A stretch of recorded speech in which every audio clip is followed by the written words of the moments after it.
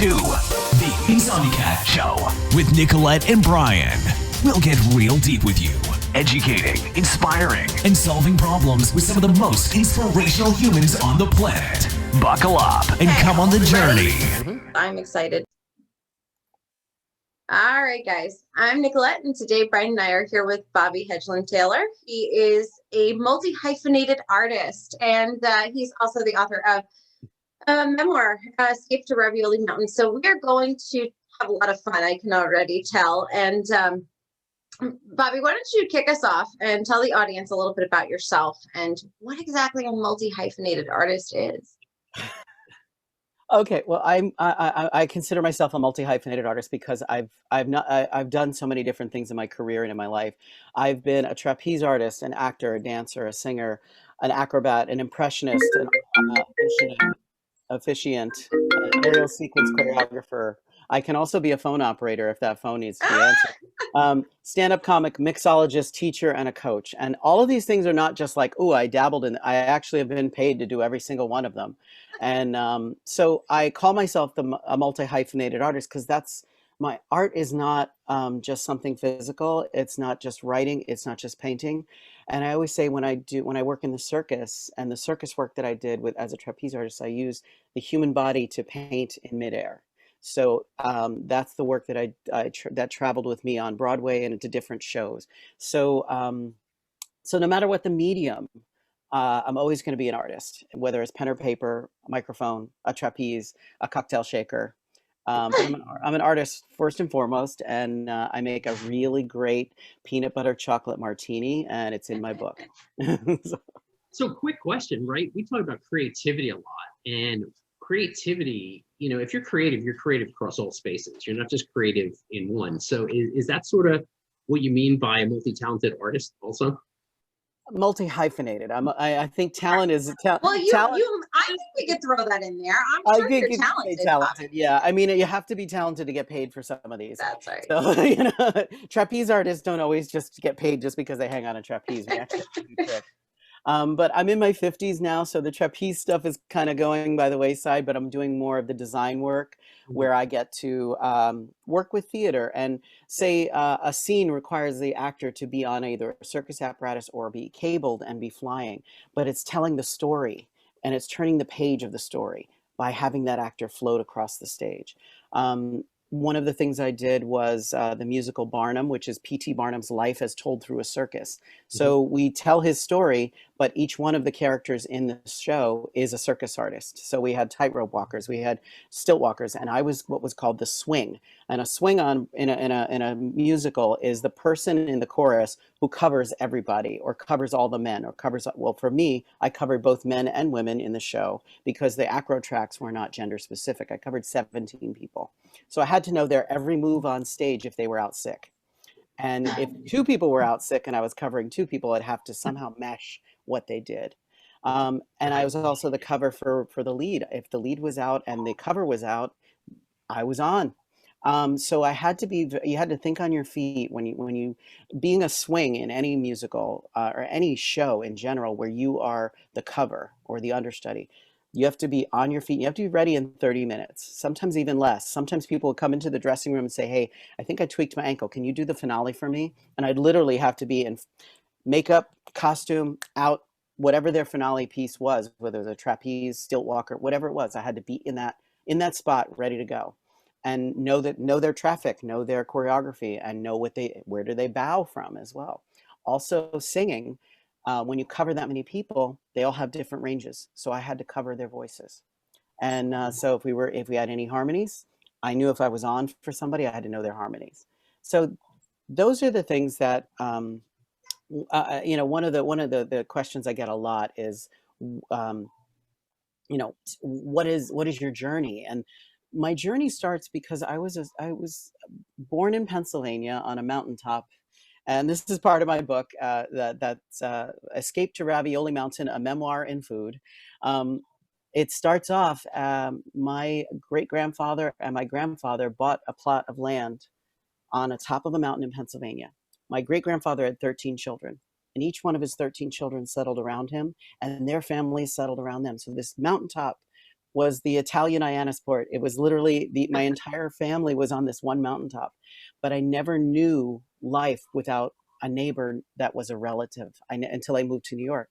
So when I finally moved to New York, I was like, oh, Aunt Jenny's not across the hall, you know, it's like, that's Mrs. Brown, you know, or somebody like that, you know. And then I had this totally different like awakening that this is very unique, the way that I grew up. Mhm. And in writing the book, I can talk more about the book later, but the book came out of some sadness. My mom died of COVID last year. And then I got sick the next day, literally the day after she died. So not only was I dealing with her loss, I was dealing with the fact that our country didn't know what was going on, that my city, that I live in New York, I live in Queens, New York, which is the epicenter of the outbreak. So I was just thrown into this mix. And my mother was one of the funniest people on the planet. And I have pictures of her giving the finger to the nurse at the nursing home. And all through her time in the nursing home, I created the hashtag shit my mama says. And I would put her little sayings up on all my social media, and people would laugh hysterically because they were so ridiculous. But when I started to hear her voice in my head, I was like, this has got to go on paper. This whole thing has to come out of my head. And it became therapy, it became cathartic, but it also became a way to connect with other people who are dealing with the same thing. And one of the things I love is that food brings everybody together. We food and happiness and sadness and weddings and in you know, babies being born, and you know, so we have that connection. So that's really what sparked it. But it became a joyous thing. And I hate to say that about my mother's death, because I don't mean it like, yay, she's dead. No, I was like, this is the joy that this is who she was. And this is what I want. This is my legacy too. I want to pass this on, because some of the most ridiculous stories, I don't know about language on your podcast. Do we get Oh, you can curse all you want. Oh, Go. great. Well, my first words, according to my mother, were fucking reindeer. So, okay. First words, fucking reindeer. So that's in the book. And there's also, we had a family pig named Lucky, and Lucky was the pimp pig of the pen.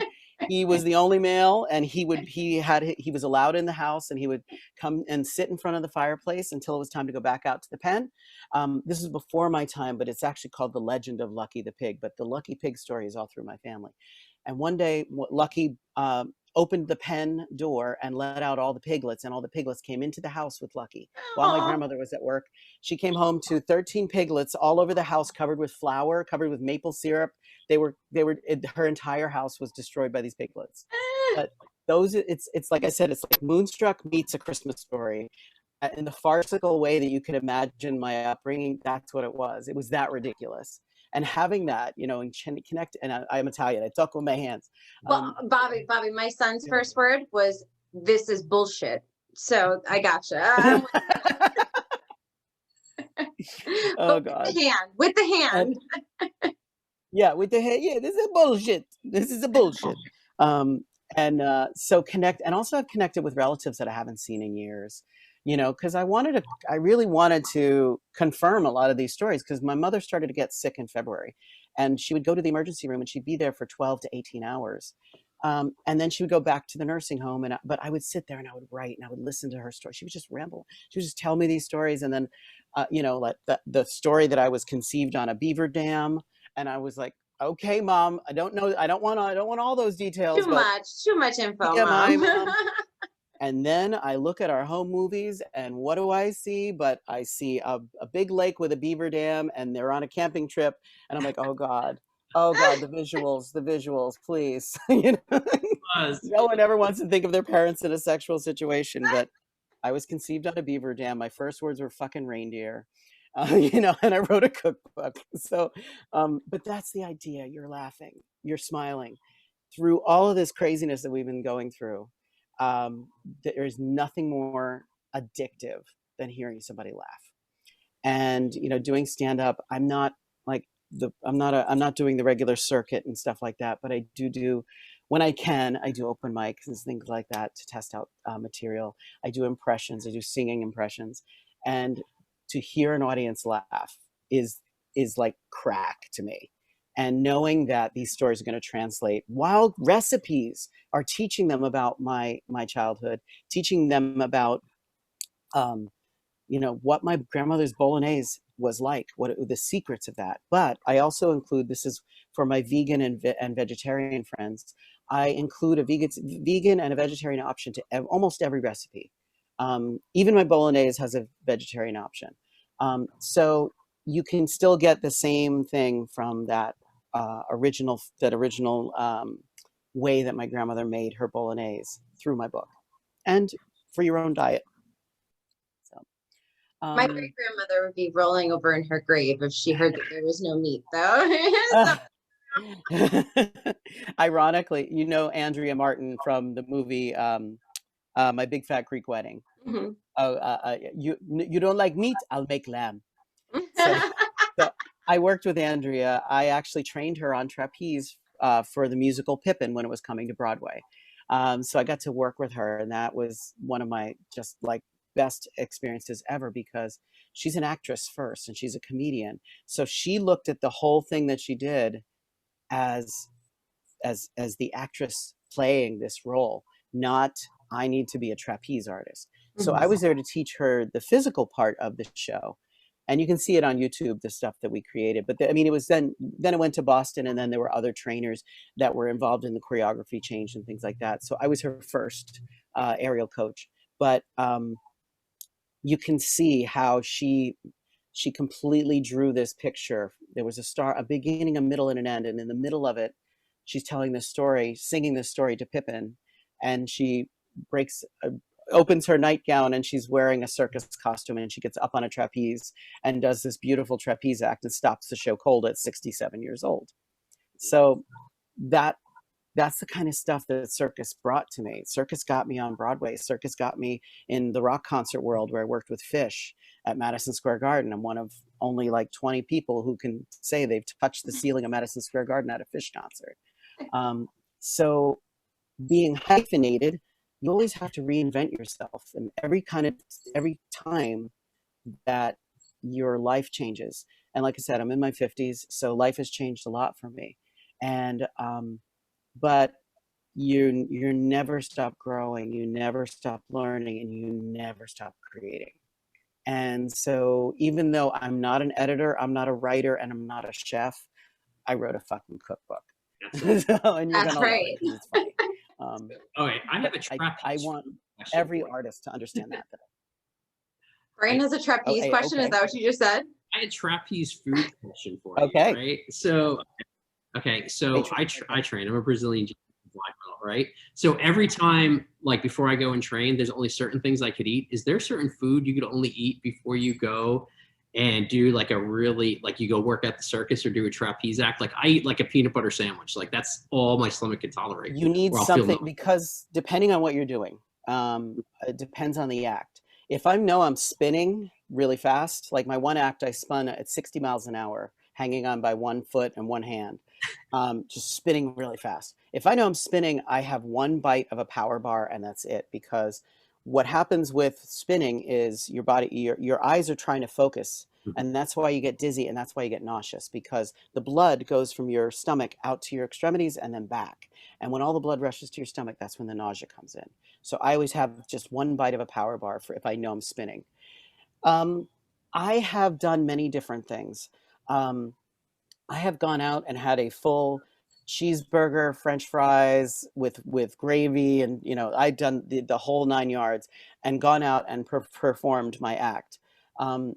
It varies from act to act. I know there's when we did the Phish concert, we were in harnesses, so you don't want your stomach to be pulled in with a harness, and you're 60 feet in the air, so you don't want to hurl on somebody.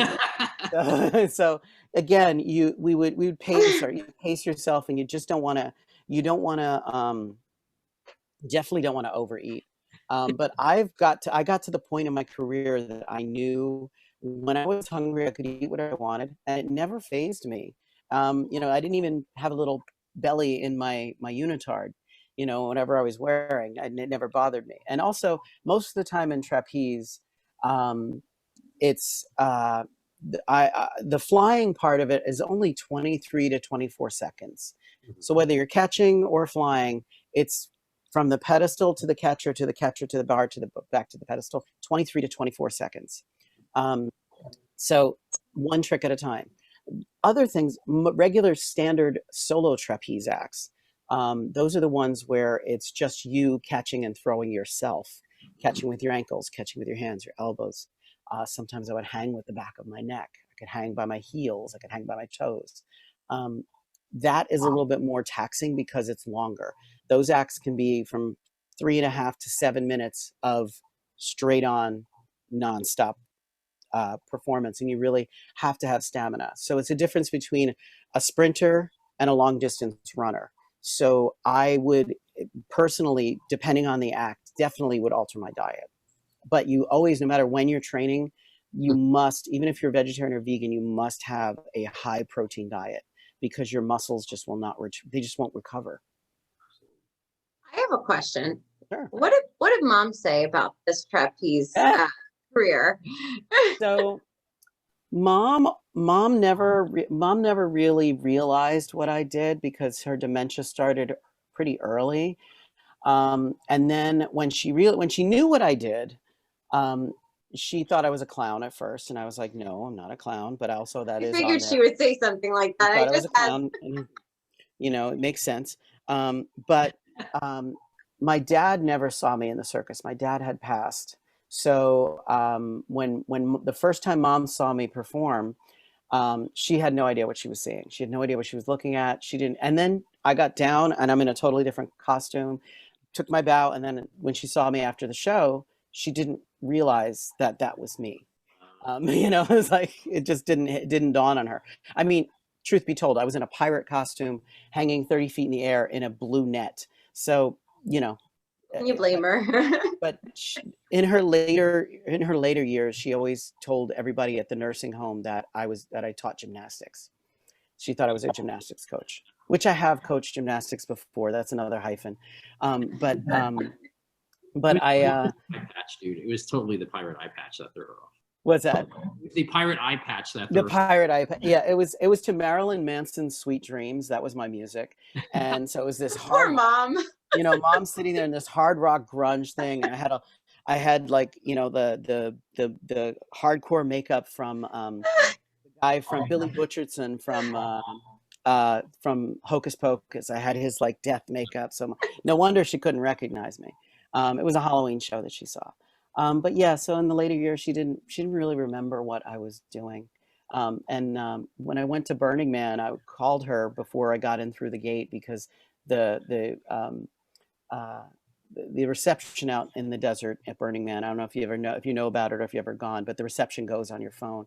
So I'm talking to her and she's in the nursing home. She's in the cafeteria and she said, "Oh, who goes there?" I said, "Well, it's about 70,000 people, and we go and we have, we set up camp in the desert." And she holds the phone. "Bobby's in the desert with 70,000 Boy Scouts." Okay, thanks, Mom. Let's go with that. So her dementia was, even though some of it was ridiculous, it made me laugh. And I knew that, wherever she is now and whatever, I know that that's her legacy. She was a true, if there was ever a amateur stand-up comic, it would be my mother. My mother was addicted to stand-up comedy. And so when I was younger, we always had stand-up comedy in the house, whether she was playing a record, whether we were watching different TV shows, whether we were watching things like Carol Burnett, all those 70s sitcoms and things like that. There's a style of telling a joke. And my mother was just, she was spot on Sophia Petrillo in her later life from the Golden Girls. But that's what shaped me also, is that idea that there's art everywhere. And that's how I navigated myself through all of that. So I want to talk more about the book, and I want to talk about this food concept. And I know I mentioned this in an email to you.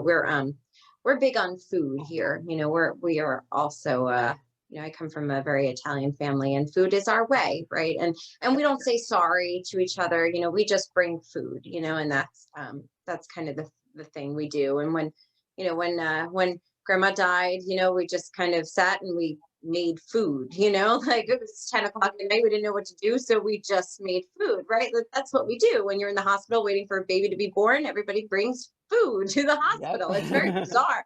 And, and food is our way. And I was wondering what your thoughts were on, why food is that thing, for some people. And if there were any foods that you can, like, do you recall memories through food? Because I do. I was wondering Oh, if that was a thing. absolutely. And food is ritual. That's the other thing. Like the eating is a ritual. Right. So in the same way that my grandmother would make sauce for the pasta on Sunday night. And again, it depends on where you're from, sauce or gravy. Yeah. Here's a tip. A tip is my grandmother said, sauce is red, gravy is brown. Okay, done. Now, this is the lady from Jersey City where they say gravy. Just saying. But anyway, yeah, the ritual behind everything was that everything had a meaning to it. Puttanesca sauce was created for the putanas. It was created for the women of the night to lure the men to their brothels. So that's like the legend of it. So and the idea of the smells of the when I know that I've made something that my grandmother made, I recognize the smell before I Yes. recognize the taste. That smell brings you back. And one of the things Grandma and I used to do, I lived with her for a period of time in the 70s. And one of the things we would do in the winter was we would make lots of pasta, lots of homemade pasta, gnocchi, noodles, and then sheets of pasta for lasagna and ravioli and things like that. So we would make this together on the kitchen table. And ironically, the kitchen table that I have in my apartment is my grandmother's kitchen table. And so tradition wise, I wanted that table. I wanted that table of anything that I could have, because that's where I learned how to make pasta, on that very kitchen table. And it was my job to get wood for the fireplace. And the fireplace was in the living room. So we'd take chairs and we put broomsticks lined up on chairs and drape the noodles over the broomsticks, cover the broomstick with flour, and then these chairs would be all around in the living room. And it was my job to keep the fire going all night long. I would sleep on the couch and I would keep banking the fire. And the living room would stay warm all night. And by the morning, all the pasta was dry. And then we would put it in the freezer, put it in Ziplocs, or she would make a jar of sauce with a bag of pasta with a ribbon around it. And that was a holiday gift for somebody. Like, here's a meal I'm giving you. And I did that. I started doing that as well. For Christmas, I'll go out and I'll buy as much supplies as I can make, and the jelly jars, and I'll make a jar of sauce, pasta, a ribbon, and then there'll be a recipe in there that they can add or subtract, or if they're vegan or vegetarian, these are the things you can add to make it more protein heavy. But yeah, ritual around this, around all, we call it the repass when somebody dies, and that's the one thing that I missed with my mom, because after my dad died, we had a huge gathering at my brother's house. After mom died, I was still sick. I couldn't even go get her ashes. So it was this just complete, like, antiseptic, like, here's your bag of ashes. Good luck. And I was just like numb. But the flip side to that is mom's birthday was August 7th. So this summer we're burying mom's ashes next to dad, and we're going to have a repass, and we're going to have a potluck, and so I'm planning a big gathering in Pennsylvania, and inviting everybody from Ravioli Mountain to be there, just because it's time. That's what I mean, when you're grieving, that's what you need. You need high calorie food, and you need an aunt or an uncle to hug you, and I didn't have that.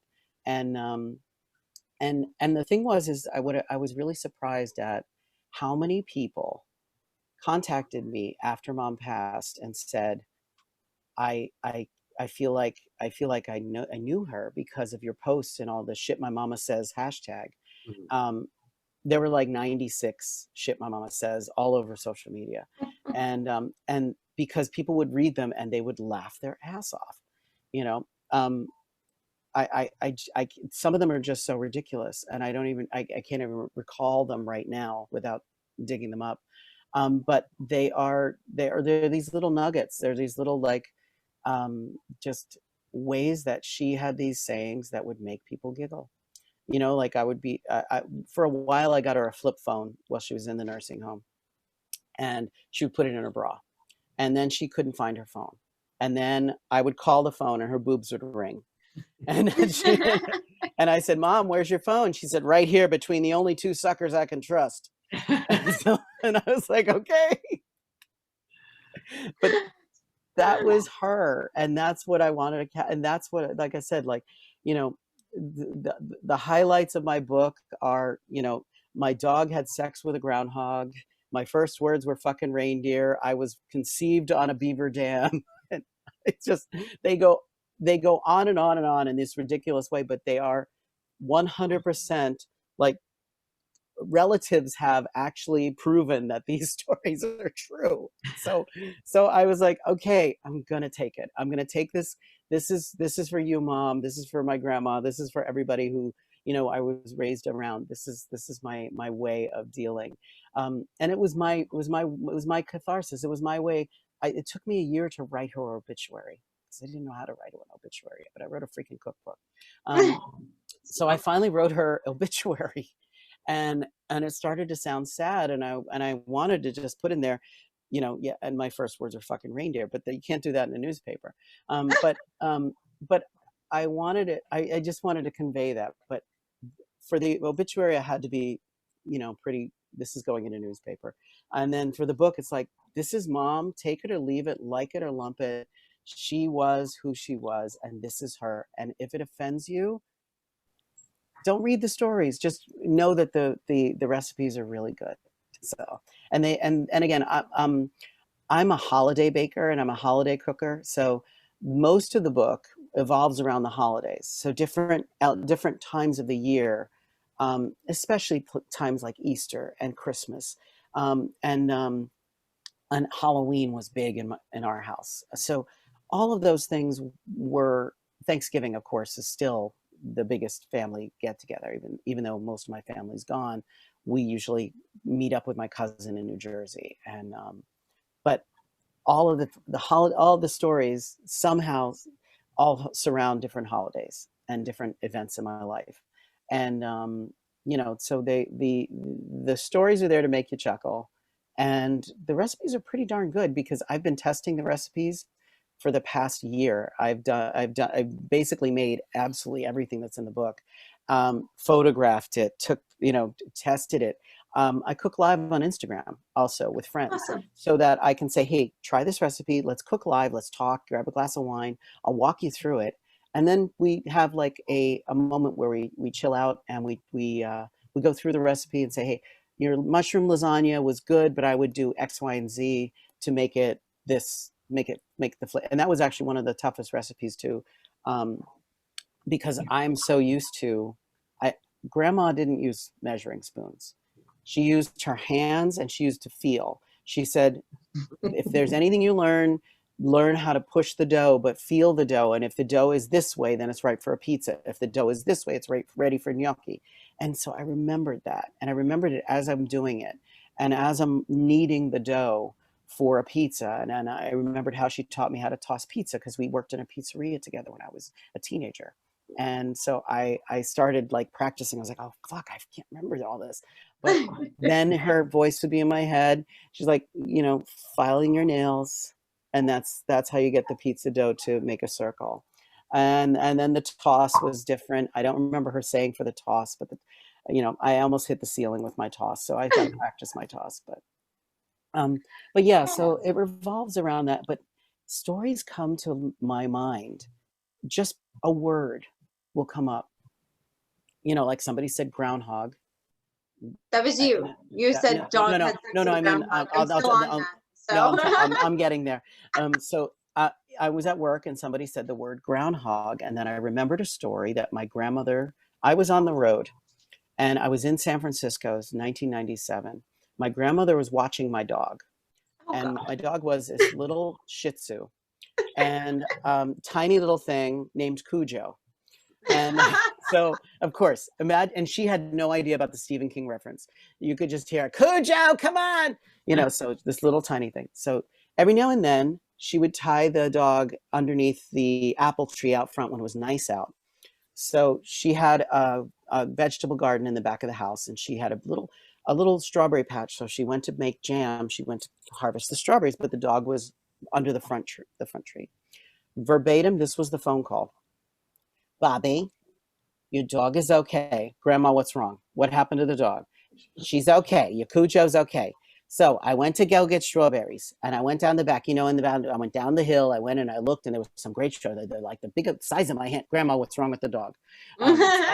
So I picked a whole basket of strawberries. I'm walking up the hill, and I look under the tree, and I see something black. And I was like, oh God, was it a bear? She said, I got closer, and I realized that it's a groundhog having its way with your Cujo.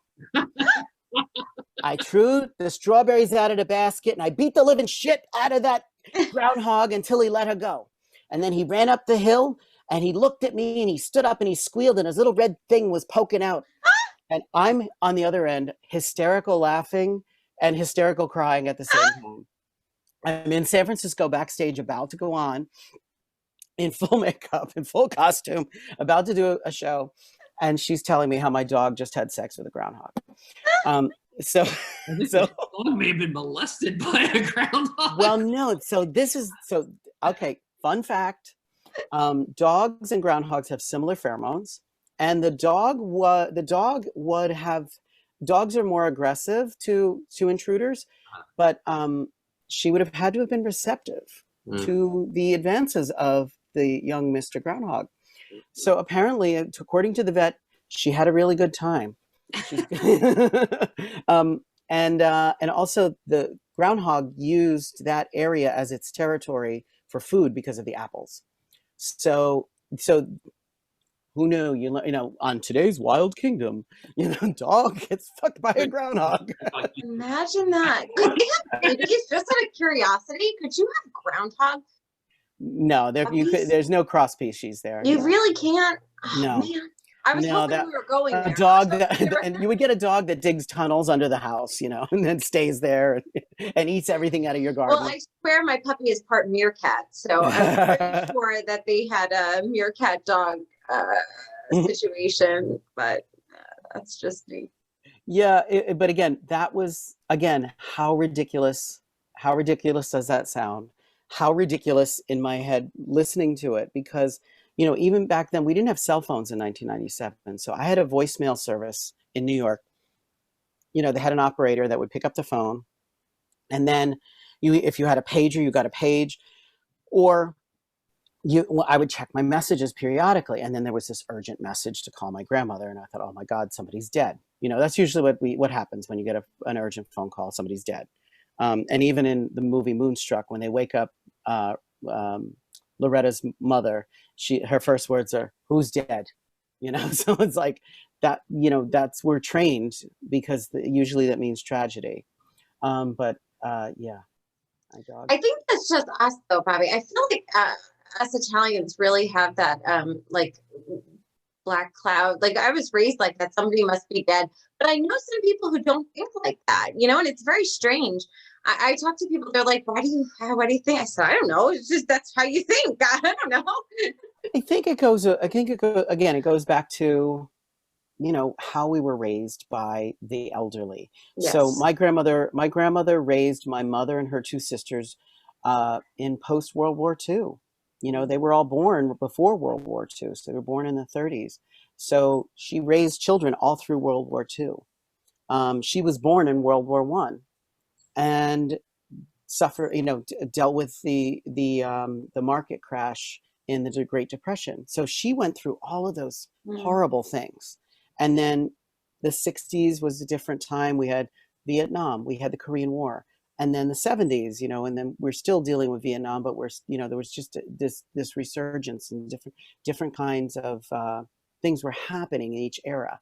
But they go back to, I want you to be happy. I want you to be rich. I want you to save your money. I want you to go to college. I want you to have all these things that were taken away from them in the 20s, in the 30s, in the 40s, and even the 50s. So I feel like when you're raised by people from that era, there's that dark cloud of can be taken away from you tomorrow, and I honestly, I think that, that kind of situation fuels my everyday life, because I'm, yes, I'm multi-hyphenated, because at any time I could take up any of those hyphenations again, maybe not trapeze as much, but I could still make a living, and I could survive, and I could find jobs in niches.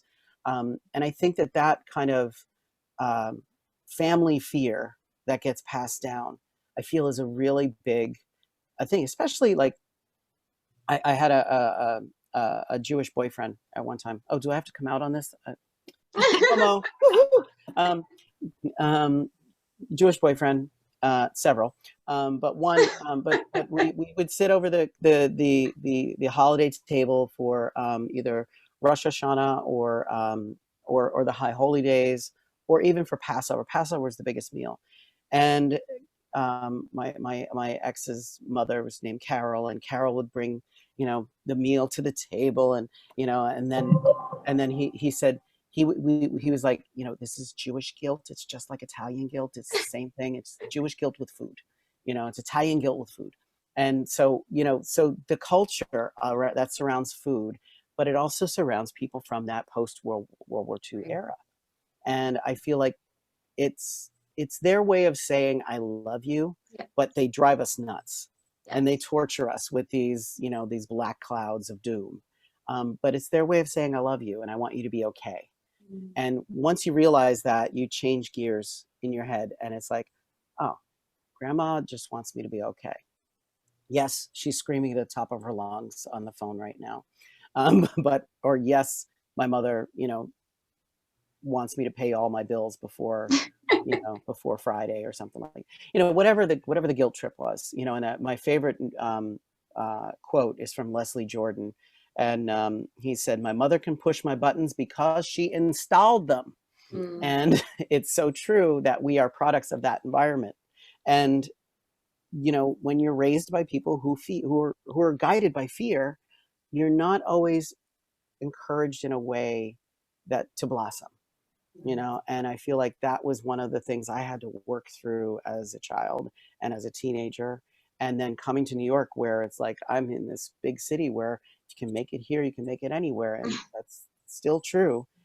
It's harder and harder every year. But I do feel like that is part of what motivates me as an artist, and also just as a person in my everyday life, and everything that I want to experience before I die.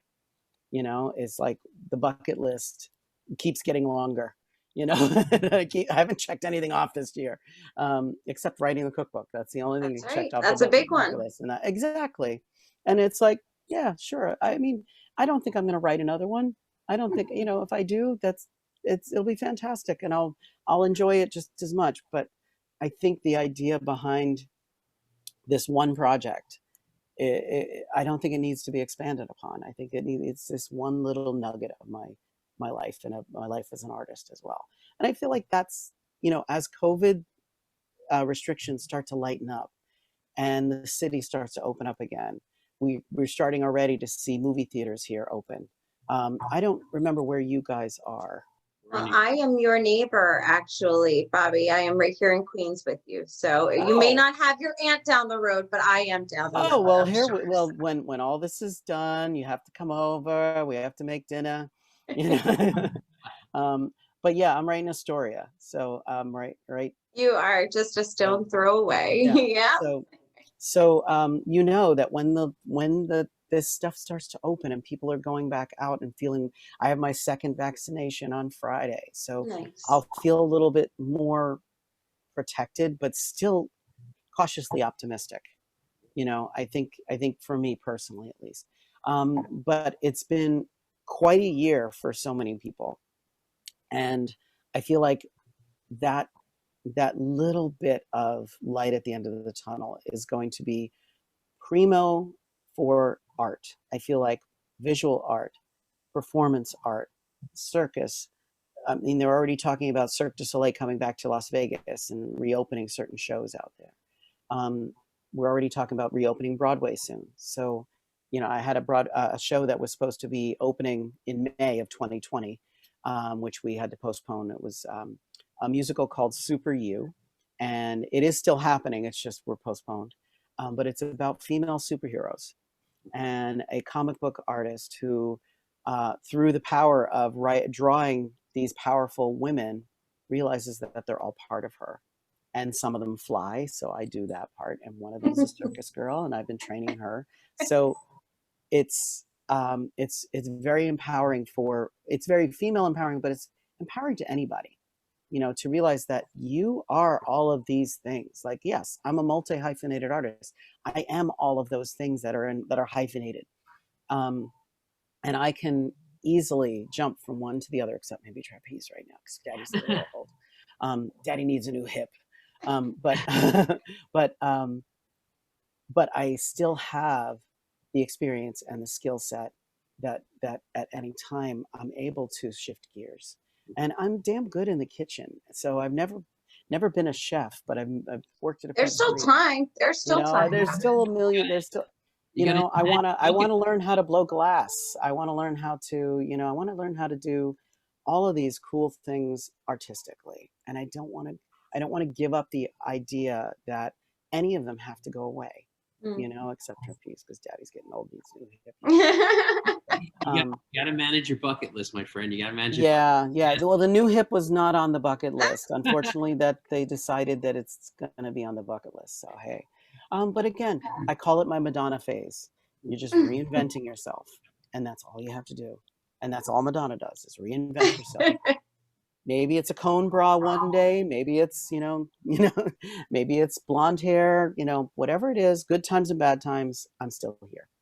And I'll just try something new. And I really, if there's anything I want to give all your listeners, is the idea that you can be whoever you want to be. You can have art is not limited. And art doesn't have to be something that gives you income either. I just happen to like it when it does. Especially during a pandemic, when I'm an officiant and I can do Zoom weddings and make a little extra change. But that kind of stuff, writing a ceremony for a wedding is an art. Mm-hmm. And you learn about it the more you experience the idea of celebrating somebody's union, the more that you can, expand your art. And I really feel like if you've never written a book before, I want you to grab your cell phone. I want you to go to the notes section, and I want you to auto dictate your story, because that's how I wrote my book. Most of my book was auto dictated on my phone. And then I would email it to myself, and then I would edit as much as I could. Oh, and this is another funny story. So auto dictation on your cell phone can be ridiculous. A friend of mine was she was trying to figure out which Broadway show that she should be looking at. Older lady, character actress. And I said, the musical Ballroom. I said, it's perfect. It's your age group. It's not done very often. You love ballroom dancing. You're good at it. This would be perfect for you.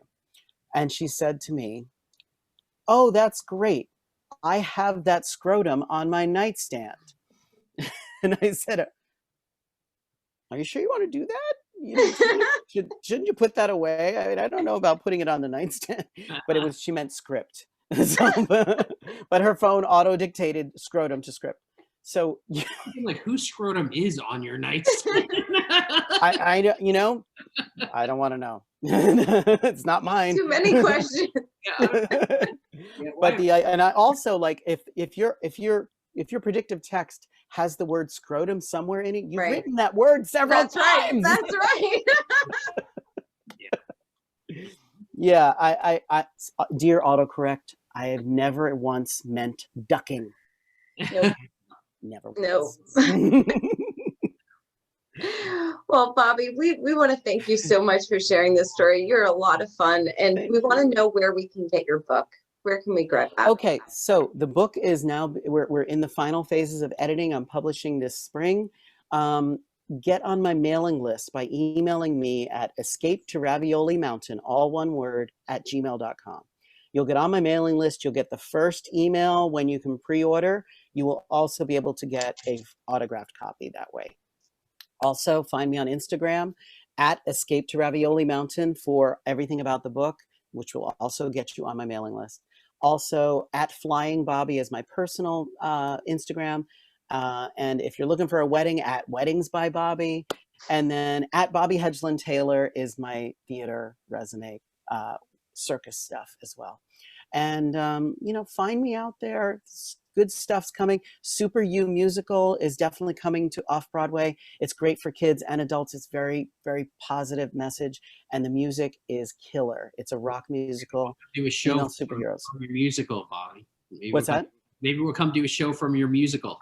I guarantee you, our writer, our book writer and lyricist, and she's actually in the show. She wrote the musical, she wrote the music. She would do it in a heartbeat, and she is incredible. Her name's Lord's Lane. And if you look up Super You musical, you can see they were one of the only theatrical events to happen in the time of COVID. They did a concert version of the show in back of pickup trucks in a drive-in movie. So they shared that little bit of live theater in a drive-in movie theater in upstate New York. And they gave a little mini concert of the musical there. So, and I got to tell you, the rock music, I love rock music, and this is some of the best music you're ever going to hear, especially in a Broadway stage. Except for Jagged Little Pill. I love Jagged Little Pill. Alanis Morissette's like.